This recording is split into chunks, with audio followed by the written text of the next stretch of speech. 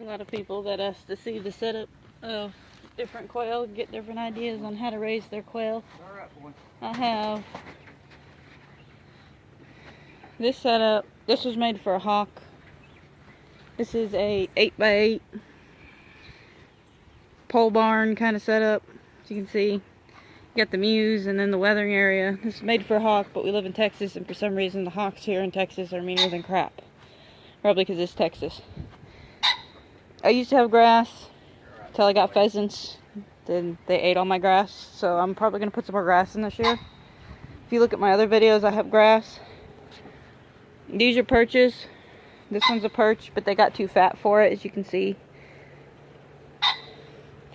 I have a dog cage. I make sure I keep separate live animal cages because quail are the most delicious thing on the planet. Got me an egg down there. And every animal seems to like to want to eat them. The hawk is gone that I was going to show you, but we have these. It's not just to look like trash. And this, so when the hawks come down, this is a hawk and animal barrier, but mainly for hawks. When they come down, they can't grab the quail and pull them through the wire and bite their heads off. We had a red shoulder doing that last year, and I just chunked the bodies up on top of the mews so that they would stop eating them. This was the first one that I built. It's a little ragged right now. It's springtime. But you see there's my bobs. I have this one tote. This is an old tote I found in a garbage can. Put the boards back up there so she'll not go. Pretty girl. You're okay. Yeah, you're okay. This is an 8x4. I have that old tote that you see in the back. And I found it in a garbage can. This was the first one. I had to put hardware cloth around it because a skunk or a weasel kept pulling through the wire. Could have been an owl. I have hardware cloth on the bottom to prevent digging. We had a skunk last year come in and eat a bunch of our quail, or a couple years ago. You're okay, pretty girl. This one's completely encased in hardware cloth. This is our last one. As you can see, I ran out of funds, and the top is chicken wire, but I have a whole bunch of stuff on the top to keep the wind from blowing the tarp off. We have them up on blocks. It's not really easy. I thought it would be easy to clean the poo out from under them, but these are a bit heavy. Takes 4 people to lift them. Pretty girl. Got my peasants in here. We had a dog. I had 16 of these guys. We had a dog come and eat every single one of them. These 2. And there's 1 in here that are the only 2 left. This is also another 4x8. We got my only chucker in here. There he is. His name is Chuck. And the only reason why he's alone is because he's a murderer and kills everything he can find. Here's the mews. Like I said, it's for hawks. This is where the peasants grew up. They ate all the grass. I got the ground tore up right now. This is their swing.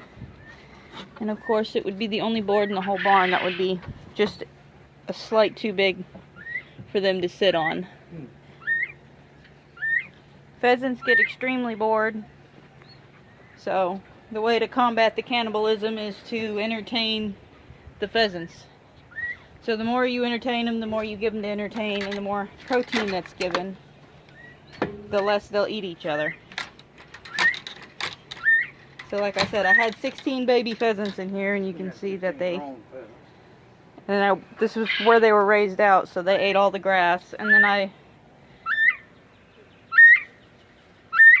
put too much quail in here, and they finished off the grass. I got my rosettas right now on the ground. I got this.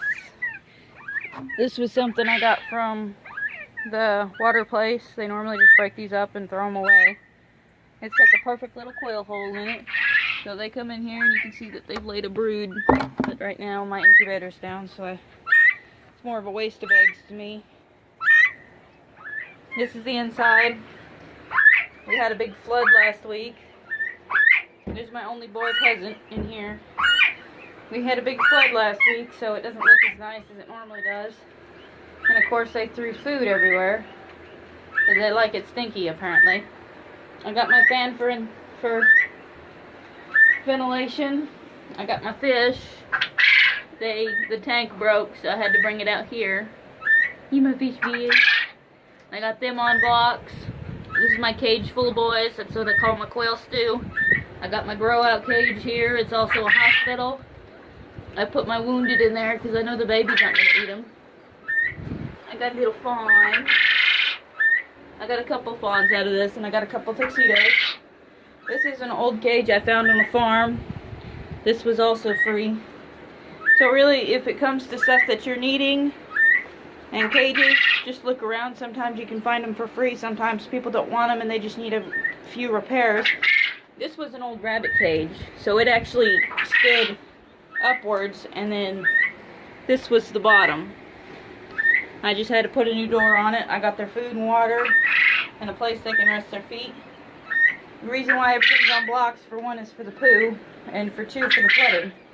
I have this. As you can see, she laid a mess of eggs in there. This was a baby container. This is what I raised my pheasants out in. Right now it's got hay in it, because like I said, it's flooding, so every time it floods I have to rake this hay up so it doesn't ingrain in the grass. There's my last bit of hay. The big pheasant likes to sit up there. There's my big boy.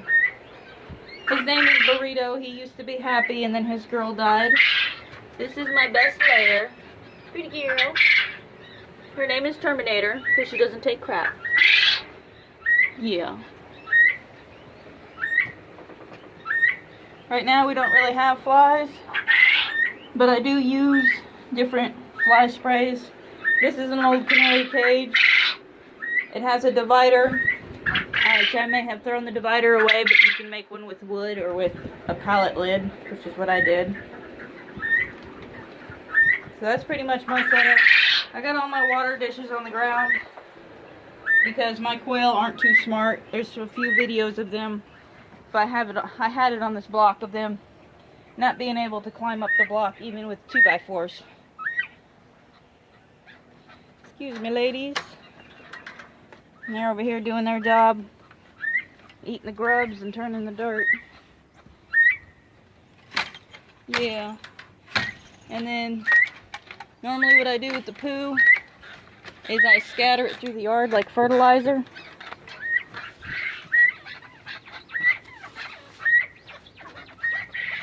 Yes, my pretty girl. Normally what we do is we take it back here and we scatter it like fertilizer. And if there's too much, since we're in Texas and we can burn stuff, there goes a skink. We take it over here to our burn pile and we burn it. This is where all my quail go.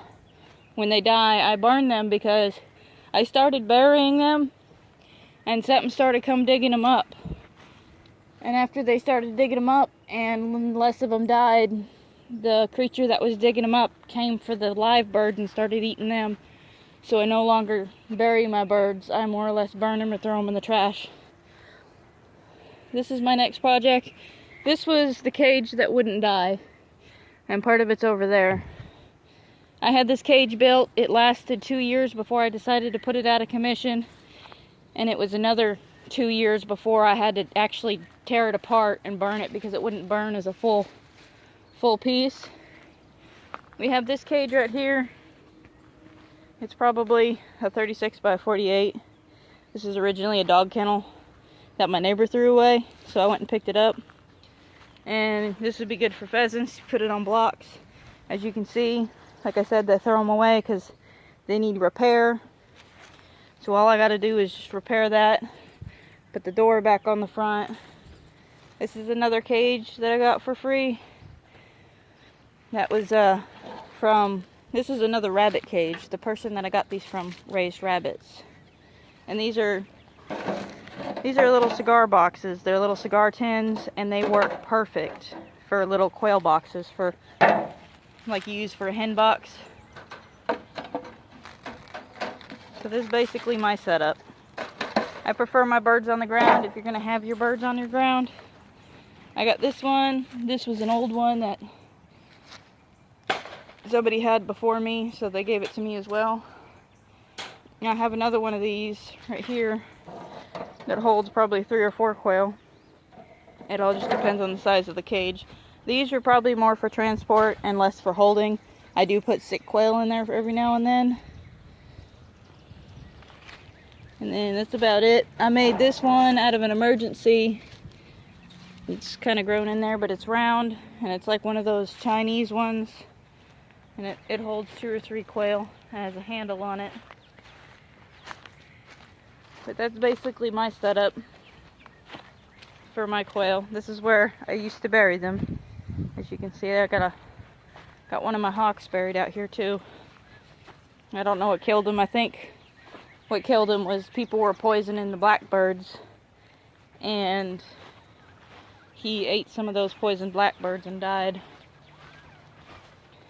Here's the catch and release cages that I have. Some people don't want to shoot skunks in their backyard. That's good for a skunk, a small skunk, maybe a raccoon. This one's good for a big skunk. If you buy these, I suggest putting hardware cloth around it, because raccoons will reach right through there and they'll grab their food. So that's what I did with this one, and I caught a huge male raccoon, a boar, in this one, and I caught the female in this one. But as you can see, this one came with the guard on it. I haven't done that to this one yet, but it doesn't look like that their arms can reach through the holes on the front of that one. So that's my setup. There's my boys. I had about 27 pheasants running around in here, and then I had about probably 75 to 100 Coturnix running around in here. I don't really count the bob white, because I always have bob white, and this is the injured bob white that don't get along with anybody. Bob, if you can see the bald spot on the back of Bob's head, you can see that some of these are injured. Some of my birds still have scars from getting attacked. There's my Pezzy Wezzy. He lost his female, so he's sad and decrepit looking. I'm hoping to get one soon for him. What I also do, because I don't have grass to supplement grass, is I'll get the lawnmower out and I'll cut grass and it'll bag the grass, and then I'll take the bagged grass and throw it in here. And then they eat that. So that's pretty much my setup. As you can see, the different cages and everything. Some people have professional setups. I prefer to raise my birds on the ground. If you raise your birds on the ground, you'll have to worm them for one. For two, you'll have to keep their food up off the ground, because then you'll have to worm them more. And for 3, you'll have to have the fly rid and everything. But I like the natural approach because it gives them stuff to do. Unfortunately, I do have to cage them up when it rains, because it floods in there now. But that is basically how I keep my birds.